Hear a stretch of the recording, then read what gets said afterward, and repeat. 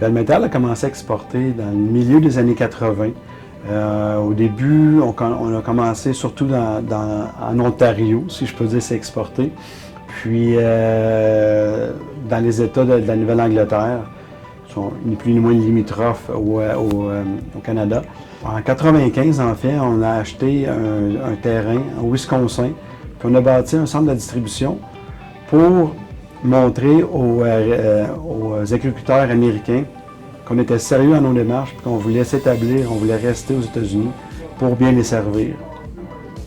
En même temps, il y a un importateur suisse qui a un frère agriculteur au Canada qui utilisait nos produits, qui en était satisfait, puis qui en a parlé à son frère. Donc, il est venu nous rencontrer.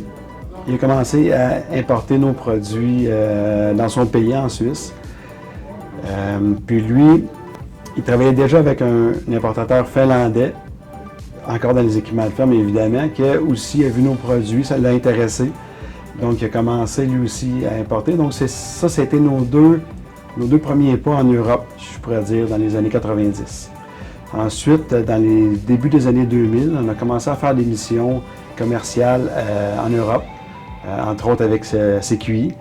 On est allé en Russie, on est allé en Allemagne, on a utilisé les délégués commerciaux aussi.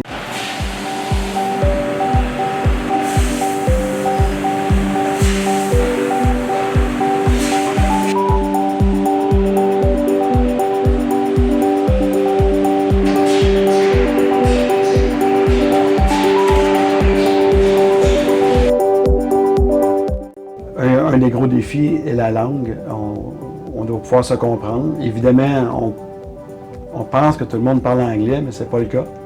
Mais il y a les différents fuseaux horaires. Nous, c'est sûr que quand on va se coucher, ben, il y a des pays qui se lèvent et vice-versa.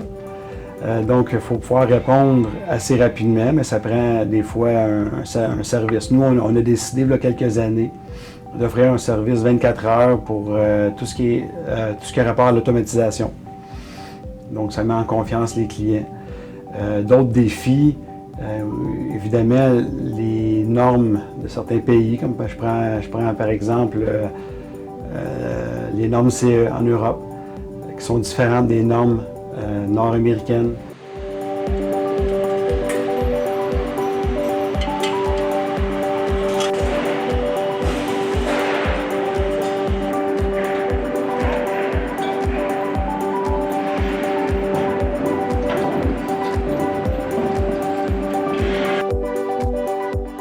Les CQI, au tout départ, nous ont beaucoup aidés, autant pour comprendre les normes,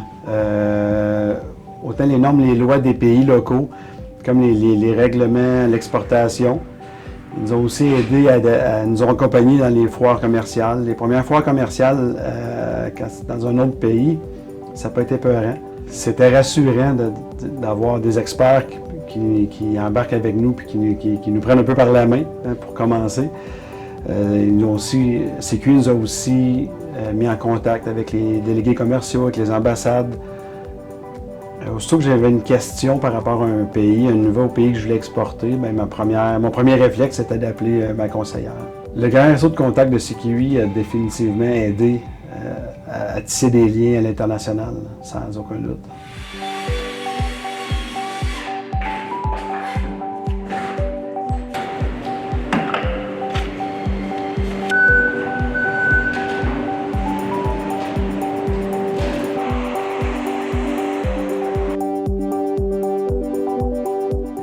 Premièrement, il faut être prêt monétairement parce que ça coûte des sous. Il faut se déplacer, faut avoir le temps. Il faut avoir vraiment le temps pour bâtir des relations parce que exporter, c'est développer une relation de confiance en affaires. C'est aussi vrai ici que c'est vrai ailleurs.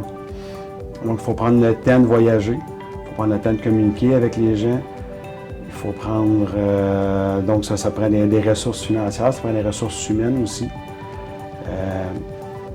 Quand on parle d'avoir le temps, mais c'est pas aller faire une foire une fois en Allemagne, par exemple, puis espérer avoir des retombées.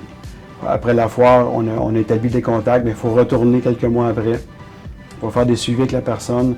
Il faut se montrer, il faut montrer le sérieux. Parce que la personne, si elle est pour s'engager avec quelqu'un qui vient d'un autre pays, d'un autre continent, il faut qu'elle ait confiance.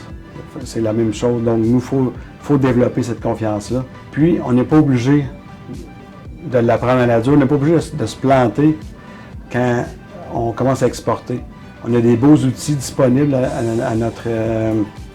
des belles cordes qu'on peut mettre à notre arc, si je peux dire. Il faut se faire aider, il ne faut pas se gêner. Il y a des organismes pour ça, il y a du monde, il y a des gens qui sont là pour ça, pour nous aider.